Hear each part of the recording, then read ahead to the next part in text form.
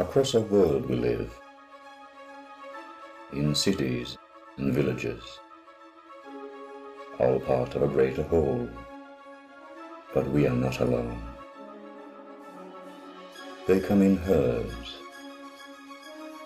hives and swarms, prides, packs and pairs, living in nature, members of society.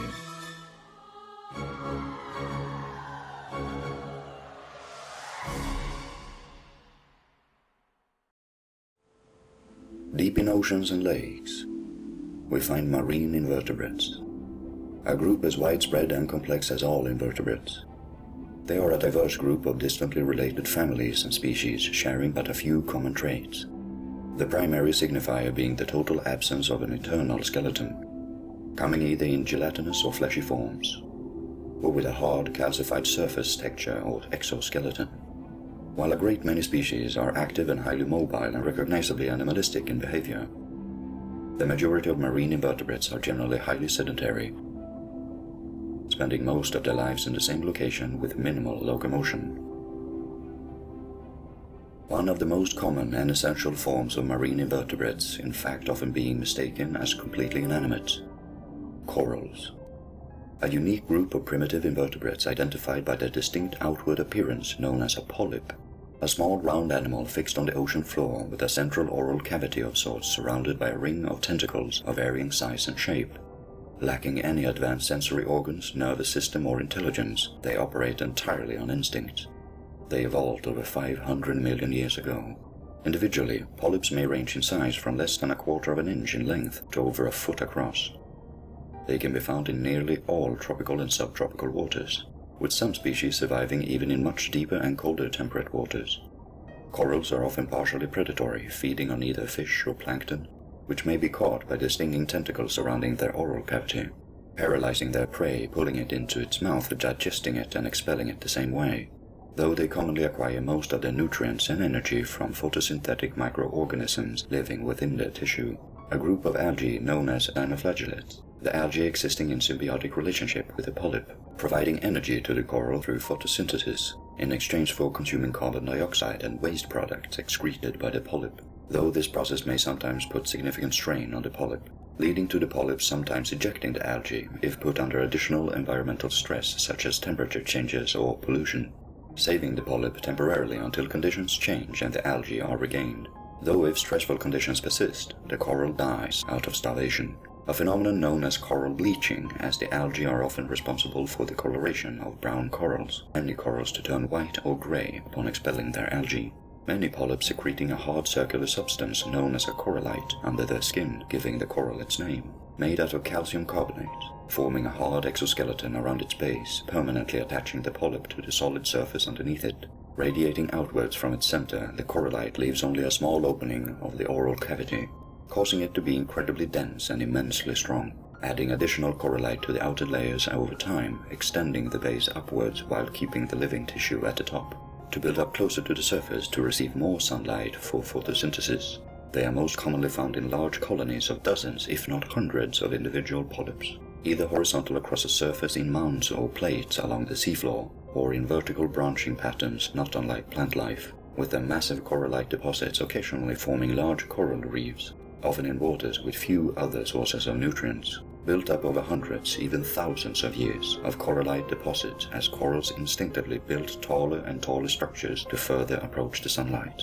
As ocean levels have gradually risen in the wake of the last glacial period, with most reefs having been formed by volcanic islands subsiding underwater, fringing reefs surrounding the islands forming a shallow lagoon as a result, often called the rainforest of the seas. Coral reefs not only function as a large superstructure for the coral colonies themselves, but also functioning as a diverse marine ecosystem in and of itself. While coral reefs only make up 0.1% of the ocean surface, they are home to over a quarter of all marine life. The intricate layers and branching structures of the corallite allowing highly nutritious spaces for microorganisms and other polyps, further providing habitats for all kinds of fish, mollusks, sponges, worms and crustaceans. Even though they are seldom directly preyed upon by other animals, its continuous life cycle providing further habitat construction for other animals. Coral reproduction may be either asexual or sexual, depending on the current stage in the coral's life cycle, with indirect sexual reproduction being the most common, using a method of broadcasting spawn. Most corals being hermaphroditic, containing both sperm and eggs, with the majority of all hermaphroditic corals being broadcasters. Each individual polyp releasing a mixture of eggs and sperms, known as gametes, into the water to be caught by the current through asynchronous spawning, mixing with the gametes of other polyps for fertilization. Even with multiple species entering into the same synchronous spawning, determining the time to release gametes through environmental cues, while a few species are brooders, only releasing sperm, which then sinks onto the waiting egg carrier polyps below. Both methods occasionally leading to a hybridization of coral species, with hybrids, unlike other, more complex animals, being fertile as well. Multi-generational hybridization eventually leading to a new speciation of corals. After spawning, the fertilized egg and sperm then fuse to enter into a larval form known as a planula. A small, often pink, elliptical shape and with only primitive means of instinctive locomotion, with most species seeking light to utilize photosynthesis for growth, prior to attaching to a hard surface. A process which usually takes only 2 to 3 days, but may take up to 2 months. Once the larvae lets itself sink onto the ocean floor, it attaches itself to the nearest hard surface, after which asexual reproduction begins. Polyps may reproduce by budding, wherein a small individual polyp begins as an outgrowth from an adult polyp, either from the oral disc or from its base, slowly distancing itself from the original polyp and developing its own discrete body parts, or by division, where the polyp splits in two, and both halves regenerate the lost tissue to become as large as the original. Both methods forming a so-called coral head group with a larger colony, though some coral heads may expand to significant sizes, even to the point of becoming the equivalent size of an entire colony of its own, making each individual polyp capable of producing an entire colony. Whole colonies additionally being able to reproduce asexually, forming 2 genetically identical colonies, either by fission, bailout, or fragmentation. Fission being most common, the entire colony splitting in 2 during the early stages of its development, while bailout occurs when a single polyp abandons the colony, typically either in an early stage of the calcification, when the polyp may detach more easily, or by lengthy outgrowths. Fragmentation being individual polyps forcibly broken off from the colony by storms or other disruptions. The asexually produced offspring remains genetically identical to the original polyp. Polyp life cycles abandoning the linear progression of stages found with most other animals, instead progressing by any and all means available, lifespans varying between 2 years for the average polyp up to hundreds of years, as polyps continue to grow and generate new living tissue as long as it continues to successfully maintain a symbiotic relationship with their algae. Colonies continually renewing themselves, surviving up to thousands of years.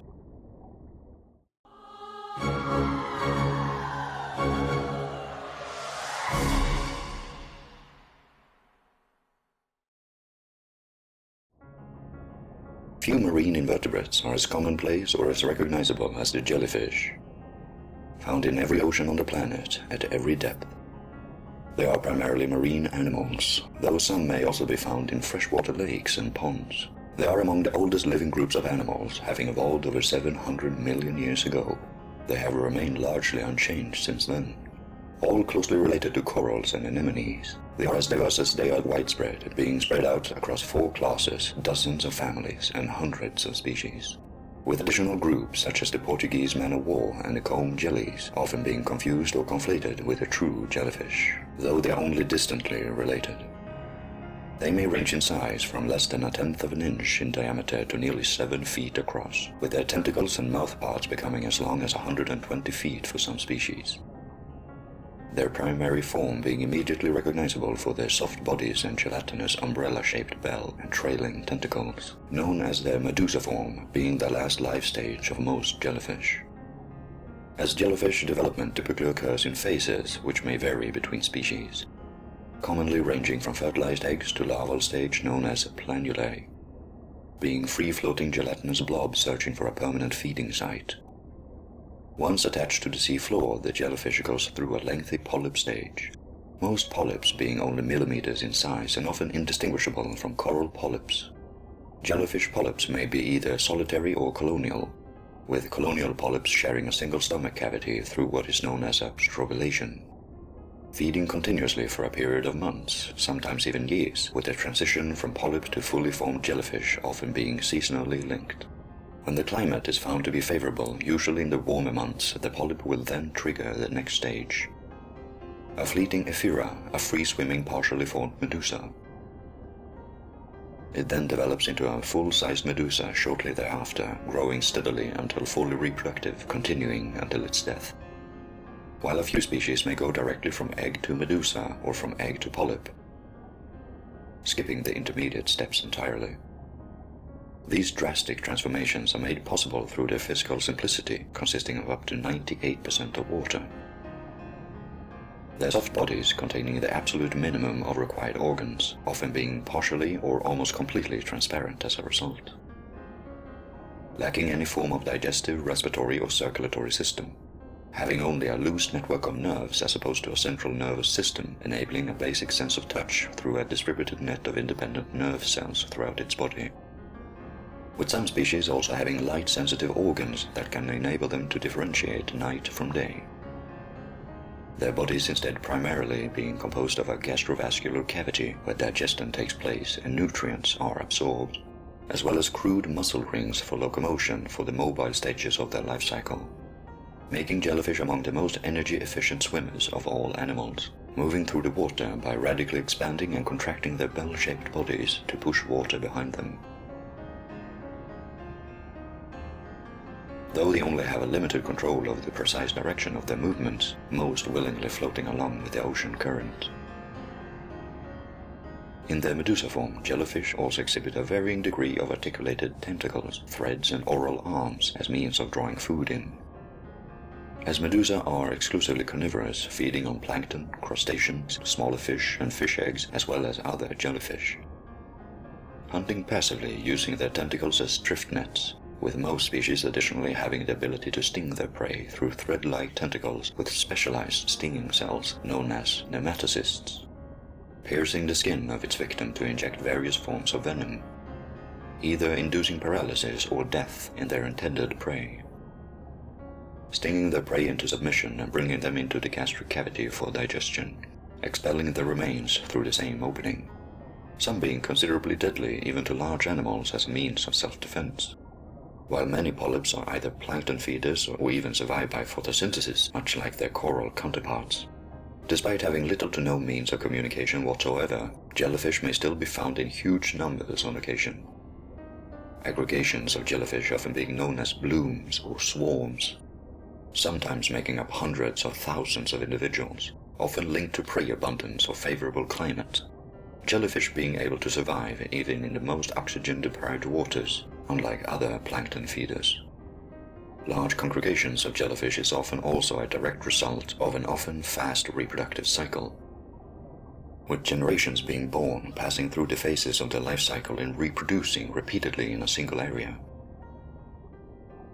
Jellyfish may reproduce both sexually and asexually, with male, female, as well as hermaphrodite individuals. Given enough food, most medusa spawn daily, usually synchronized within groups at either dawn or dusk. The males releasing sperm alongside the females who release their eggs. The unprotected eggs become fertilized in the very same instant and quickly enter the larval stage. Or as with moon jellies, the sperm will enter the female's body directly where it develops through its larval stage before dispersal. Once developed into a polyp, they may then reproduce asexually by budding or growing genetically identical clones as outgrowths, producing both additional polyps as well as ephirae or other larval forms. While a few species can reproduce asexually by budding from the medusa stage as well, such as by fission, where an individual may electively or forcibly be split in two, the tissue of both halves regenerating to form a whole. Jellyfish lifespans can vary considerably, with polyps lasting for years, while some medusa may only last for mere days or even a few hours, while a handful of species may effectively be immortal by being able to revert back to the polyp stage even after reproducing, and once again emerging as a medusa when conditions allow. Though most large coastal jellyfish last on average 2 to 6 months, the biggest threat to jellyfish being in their medusa form, as the polyps are seldom targeted for predation. the threat stemming primarily from other jellyfish, some of which may specialize in preying on other species of jellyfish, though cannibalism may also occur. Other predators may include tuna, sea turtles, and sharks, though these instances are rare, with jellyfish in most areas being the top predators of their habitat, not only feeding on fish eggs and smaller or juvenile fish, but also being a formidable competitor for food resources to larger marine animals as well.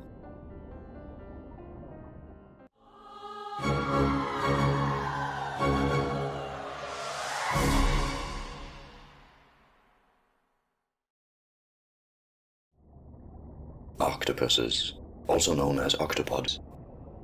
With over 300 species described, they make up the largest majority of cephalopod mollusks, a group also including squids, cuttlefish, and the nautiloids, further related to snails and slugs, along with clams, oysters, and scallops.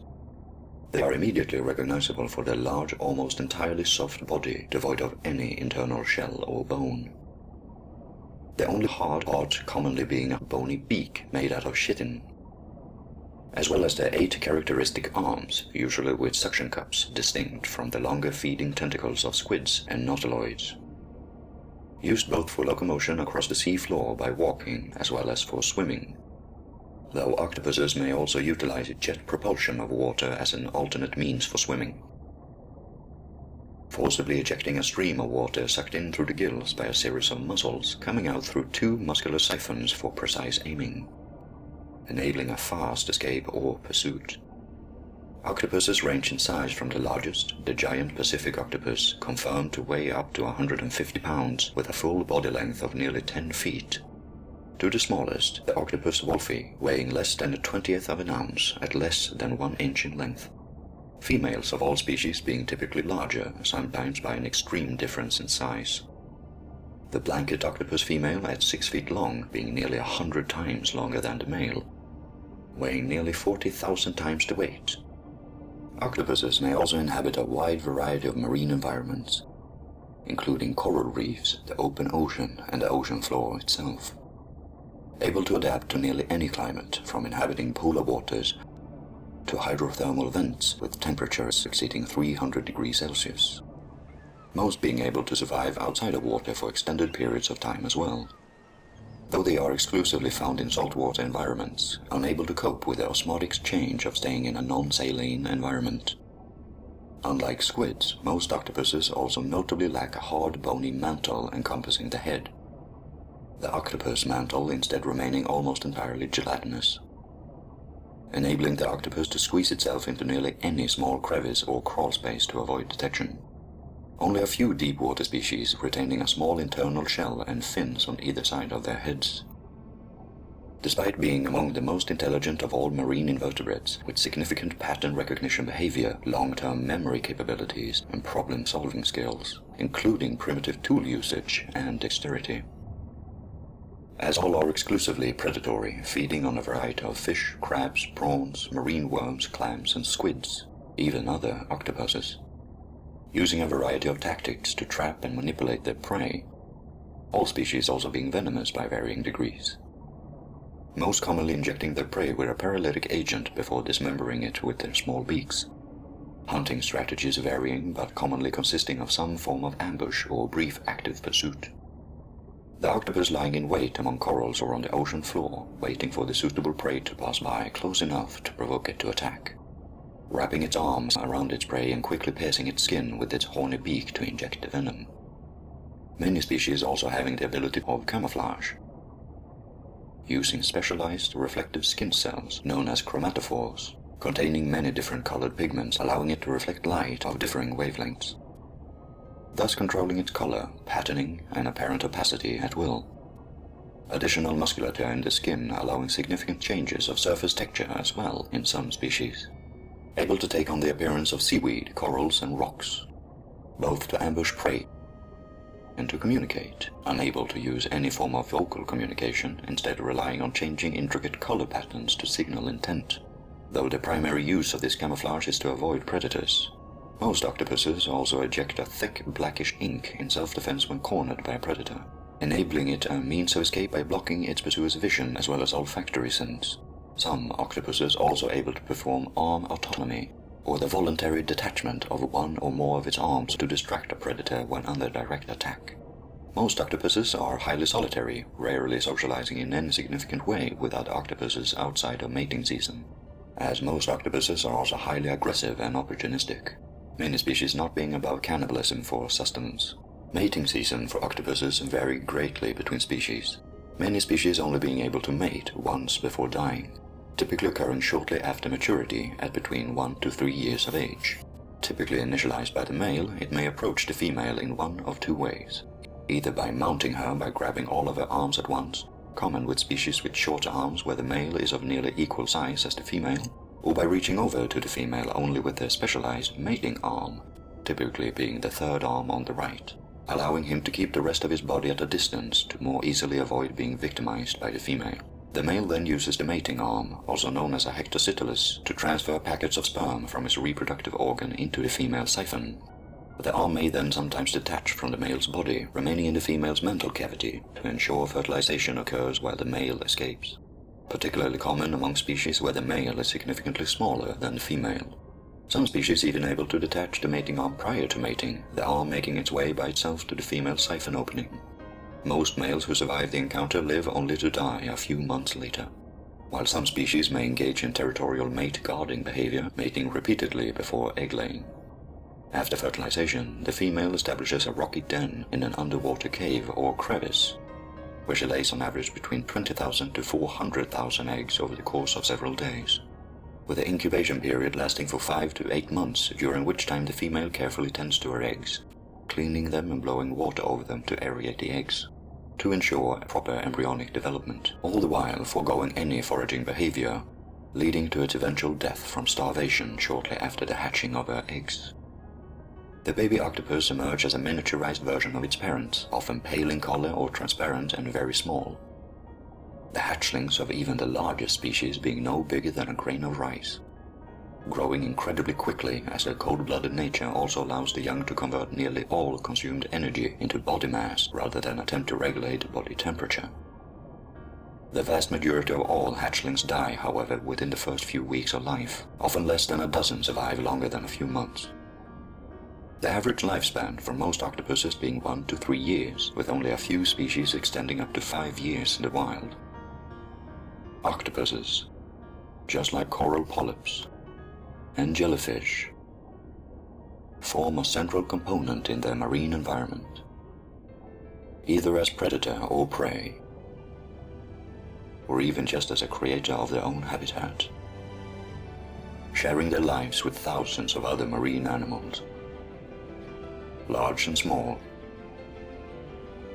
every part of the life cycle, an integral element in the circle of life at large, each of them a member of an animal society.